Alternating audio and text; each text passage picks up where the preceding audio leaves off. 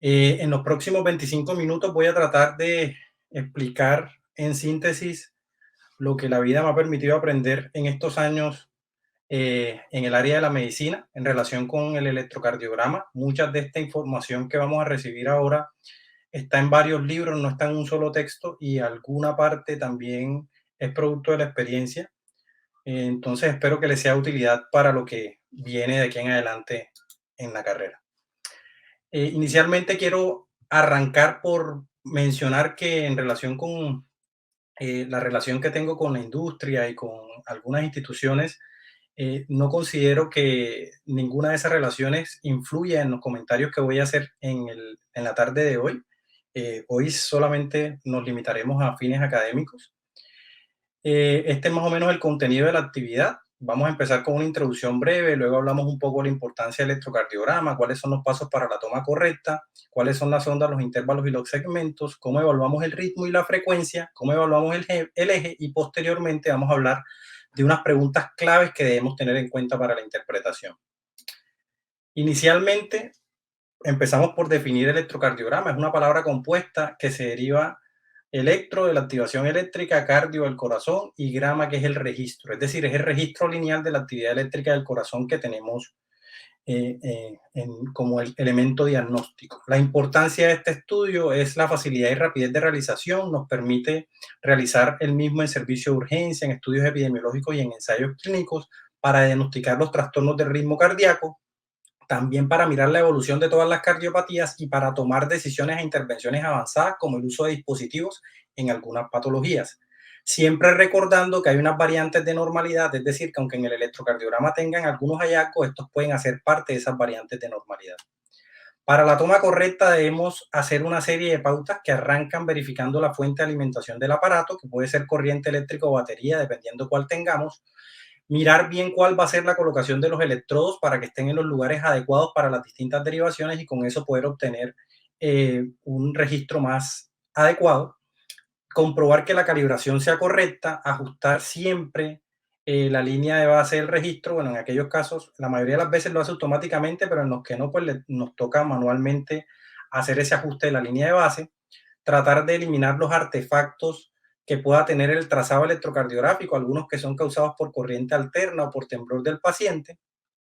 Siempre intentar registrar al menos 6 centímetros de cada derivación y si es posible tener un trazado de dedos largo que debe tener entre 15 y 20 centímetros de duración. Y asegurarnos de que el trazado esté bien tomado y rotular las distintas derivaciones como debe ser. Empecemos por hablar un poco de la calibración. Siempre nos las van a reportar en cuanto a duración en milímetros por segundo y siempre va a ser en relación con el eje horizontal. Y la amplitud va a estar reportada como 10 milímetros por milivoltio y va a estar representada en el eje vertical. Esto puede variar la duración y la amplitud en función de lo que necesitemos hacer, pero la calibración estándar del electrocardiograma es esta. Con esto que tenemos, que un cuadro pequeño de esa hoja milimetrada o unidad de Assmann va a tener una duración de 0,04 segundos o 40 milisegundos y una amplitud de 0,1 milivoltios. Si tenemos un cuadro grande y un cuadro grande va a tener 5 cuadros pequeños, es decir, que un cuadro grande va a tener 0,2 segundos de duración o 200 milisegundos y de amplitud va a tener 0,5 milivoltios. Y si ya tomamos 5 cuadros grandes, como en este caso, pues vamos a tener un segundo. Si tomamos 15 cuadros grandes, vamos a tener 3 segundos. Y si tomamos 30 cuadros grandes, vamos a tener 6 segundos. Cuando hablamos de un dedo largo, decimos que la duración debe ser entre 15 a 20 centímetros. Es porque al tener eso, vamos a tener al menos 150 cuadros pequeños o 200 cuadros pequeños y con eso vamos a tener los 6 segundos, que es el tiempo que necesitamos para hacer la medición en ese dedo largo. La calibración también se puede ver como una muesca en el electrocardiograma, pero a veces no está el trazado con los números, sino con la muesca. Es válido, pero tienen que corroborar que los dos estén bien, porque a veces esta muesca está mal y el número sí está bien y es porque el aparato no está estandarizado con esta misma convención que usualmente se hace. Entonces, fíjense que si nosotros tenemos problemas en la calibración en relación con la amplitud, eso nos puede dar ondas de voltaje menor o mayor al adecuado. Igual, si tenemos problemas con la duración, podemos tener falsamente las ondas más unidas o los complejos mucho más estrechos de lo que normalmente son. Entonces, por eso es importante tener esto como primera medida.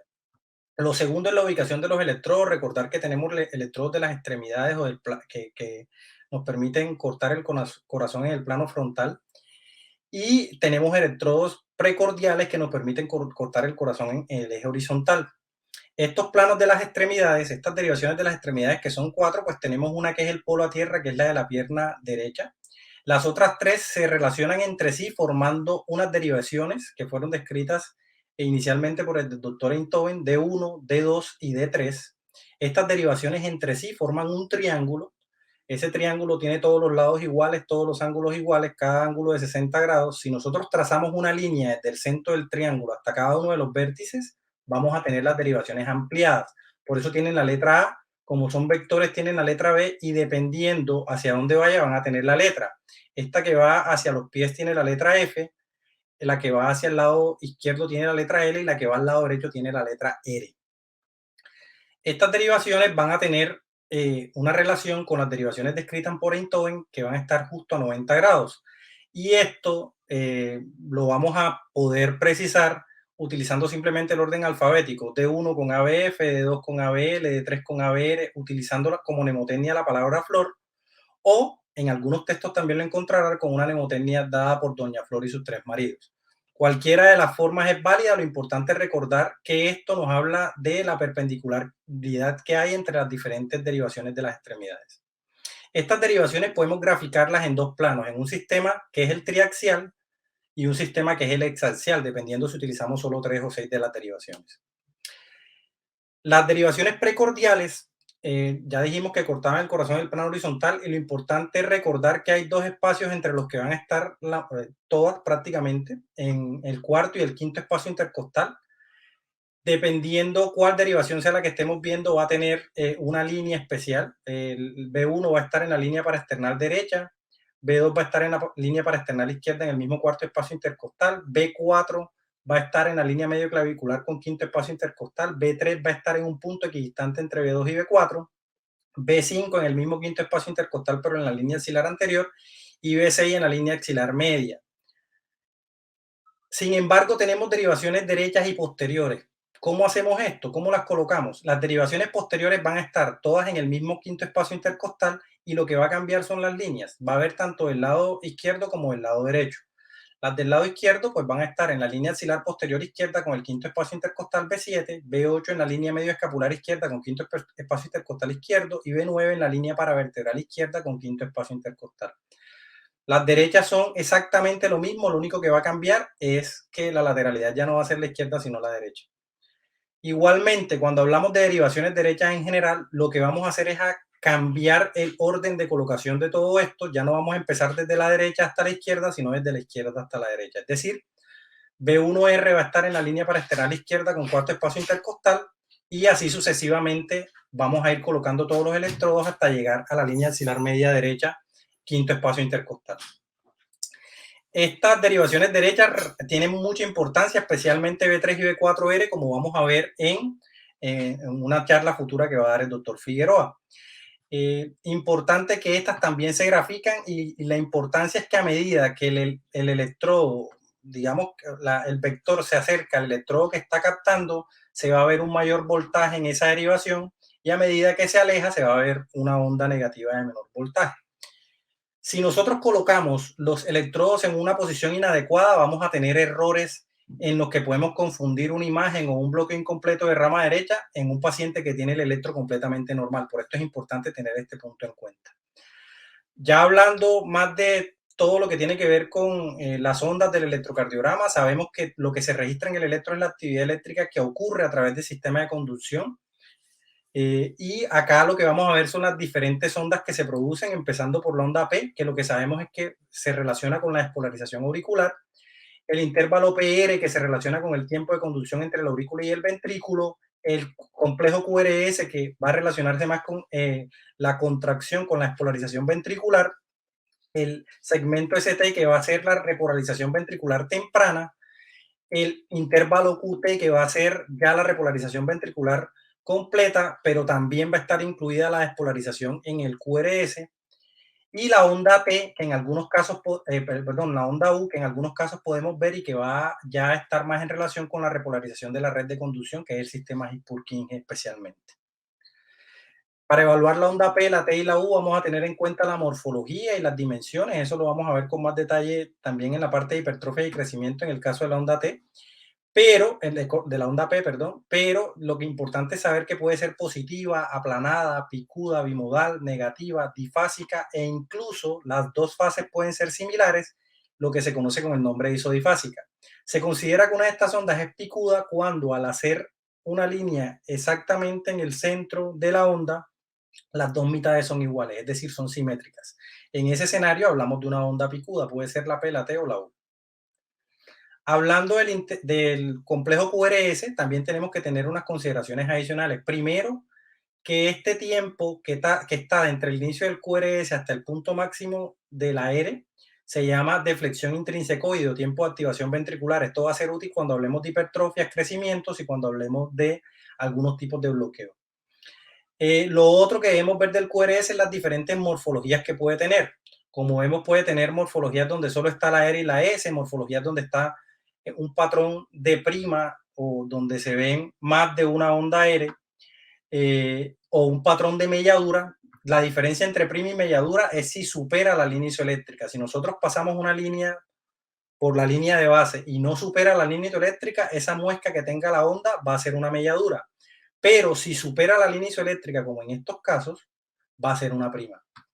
También vemos acá que hay letras minúsculas y mayúsculas. Una minúscula quiere decir que el voltaje de esa onda no alcanza 3 cuadritos pequeños. Si el voltaje de esa onda es de menos de 3 cuadritos pequeños, la letra es minúscula. Si el voltaje es de 3 cuadritos o más, la letra es mayúscula. También es importante tener eso en cuenta.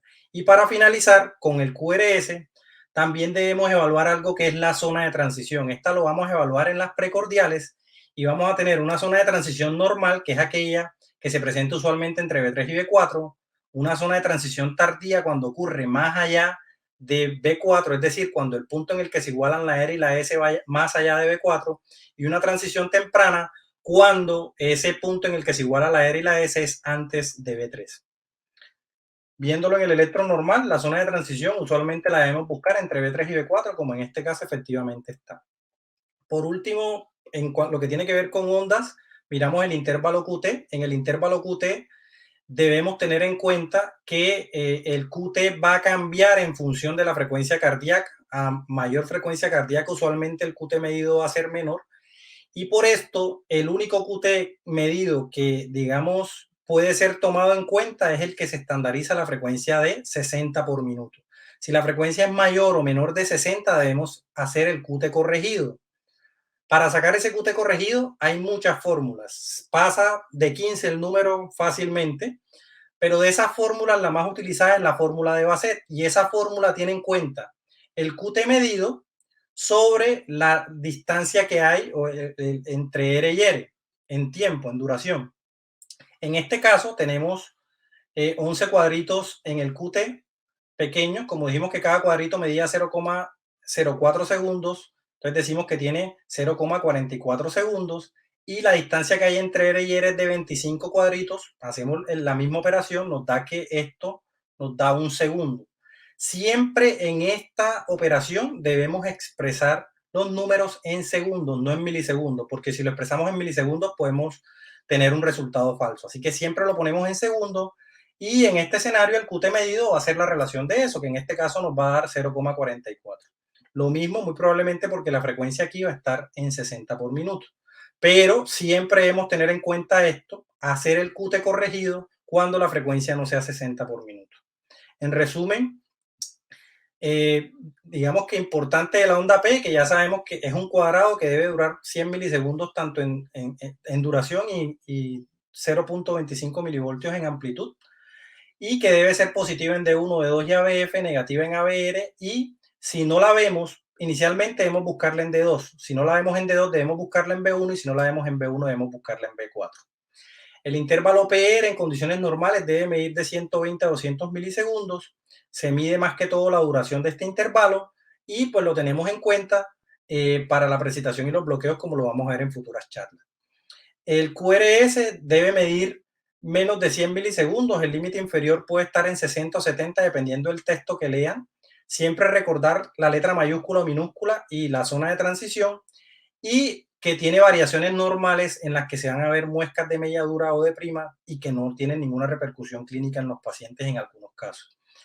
Y lo otro que vamos a ver es el intervalo QT, que el límite inferior va a estar entre 330 y 350 dependiendo de qué literatura lo tengan. El límite superior, aunque también es bastante variable, podemos estandarizarlo a 440 en hombres y 460 en mujeres. Y siempre debemos realizar el cálculo del QT en nuestros pacientes con el factor de corrección que tenemos basado en la frecuencia. Para evaluar el ritmo debemos tener en cuenta dos cosas. Lo primero es la regularidad del intervalo RR y lo segundo es las características de ritmo sinusal. La regularidad del RR es importante porque nos van a permitir también discriminar algo importante y es cómo calculamos la frecuencia.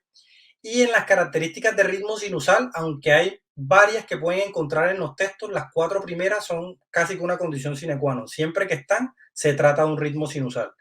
Y son que exista onda P, que tenga la morfología P, Q, R, S, T y se repita sucesivamente, que la onda P sea positiva en D1, D2 y ABF y que sea negativa en ABR. Estas cuatro características, si están presentes, ya nos definen un ritmo como sinusal, independientemente si las otras están o no, porque las otras tienen excepciones a la regla. Estas cuatro no. Estas cuatro siempre deben estar presentes. Ya para establecer la frecuencia cardíaca, como dijimos, debemos tener en cuenta si el ritmo es regular o irregular y dependiendo cuál sea el escenario que tengamos, así vamos a hacer el cálculo basándonos en la calibración que tenemos del equipo. Nosotros podemos utilizar en ritmos regulares un método que es el método de los cuadros grandes, que es aquel en el que utilizamos el número 300 y lo dividimos entre el número de cuadros grandes que hay entre R y R. En este caso, tomando el último ciclo, tomamos la distancia que hay entre esta era y esta era y vemos que hay tres cuadros grandes. Entonces, al hacer 300 entre 3, vemos que hay una frecuencia cardíaca de 100 por minuto. Y el método de los cuadros pequeños lo que utiliza es 1500 y lo divide entre el número de cuadritos pequeños que separan dos ondas R. Entonces, si tomamos el mismo ejemplo, en esa RR va a haber 15 cuadritos pequeños, entonces tenemos 1500 entre 15, también la frecuencia va a ser de 100.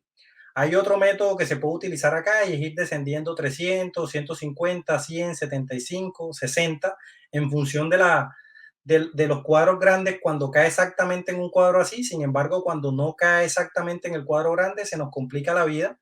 Así que por eso la recomendación es tratar de hacerlo idealmente con este método. Obviamente, como todo en la vida, aquí depende mucho de cómo se sientan más cómodos. Si se sienten más cómodos con otro método, sí, son libres de hacerlo sin ningún problema, pero la recomendación es tratar de hacerlo con este método idealmente.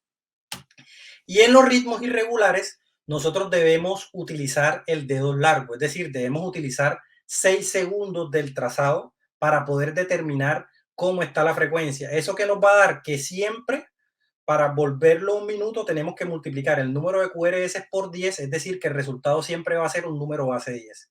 Si a alguien le preguntan, ¿no? ¿Cuánto tiene la frecuencia cardíaca este paciente que tiene un electrocardiograma con una fibrilación auricular, por ejemplo, como es este caso? No se vale que diga 84, 85, 86, sino que tiene que decir un número base 10.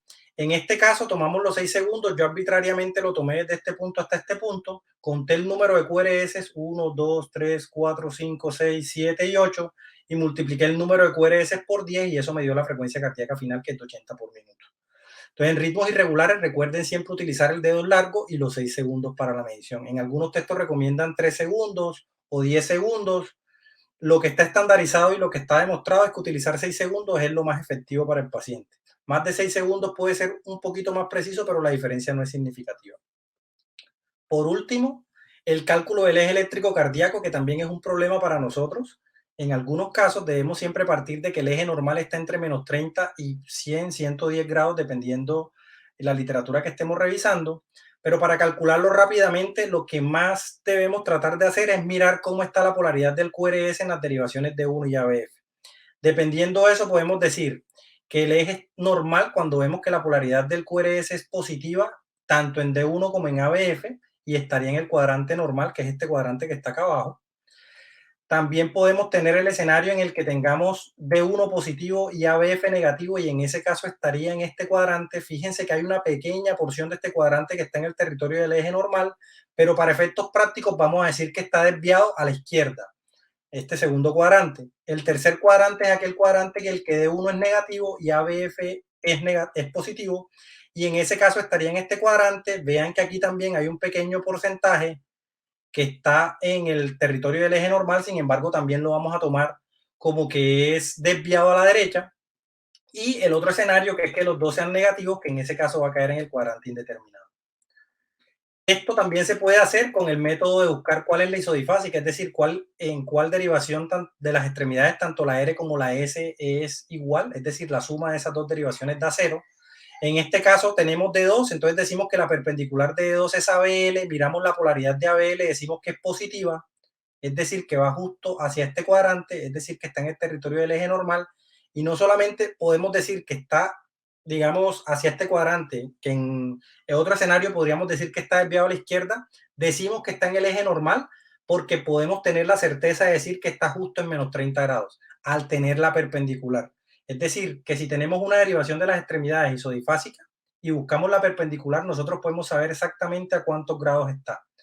Haciendo el ejemplo con el otro escenario que tenemos debajo, pues buscamos la derivación isodifásica. Aquí vemos que la derivación isodifásica es ABL, la perpendicular es D2, buscamos D2, D2 está justo a 60 grados, es decir, que está en esta zona. Aquí sí está en el territorio del eje normal completamente por cualquiera de los métodos que utilicemos. Otra cosa importante es mirar la región o la zona que representa cada derivación del electrocardiograma.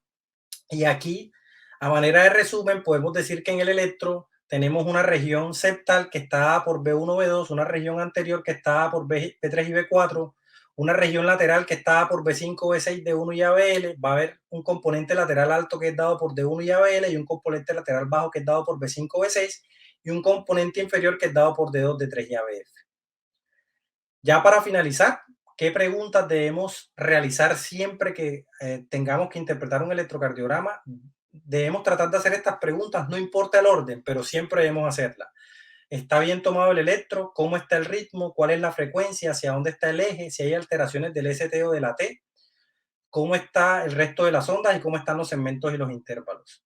Estas alteraciones, las tres últimas van a verlas en las diferentes charlas, las cuatro primeras vamos a repasarlas rápidamente acá. Entonces tenemos este electrocardiograma, vamos a buscar cómo está todo, miramos primero si el ritmo es sinusal, tiene onda P, tiene la morfología PQRST, tiene la onda P positiva en D1, D2 y ABF, tiene la onda P negativa en ABR, entonces podemos concluir que el ritmo es sinusal. ¿Cuánto tiene de frecuencia cardíaca? Entonces miramos primero si el ritmo es regular o irregular. Vemos que el ritmo es regular, entonces decimos si es regular, utilizamos el método de 1500 entre el número de cuadros, entonces nos da 100, o utilizamos el método de 300 entre el número de cuadros grandes y nos da 100 también. Pero si miramos mejor el trazado, nos damos cuenta de que el ritmo es irregular. Al ser el ritmo irregular, tenemos que tomar el dedo largo. Arbitrariamente ya yo hice ese cálculo, conté el número de QRS que había acá y noté que habían 10 QRS. Esos 10 QRS los multipliqué por 10 y me dio 100 latidos por minuto también. Entonces, la frecuencia de este paciente es 100 por minuto. Para calcular el eje, miré cómo estaba la polaridad del QRS en D1 y ABF, y viendo eso me di cuenta que en D1 la polaridad es positiva y en ABF la polaridad es positiva también, por ende está en el territorio del eje normal.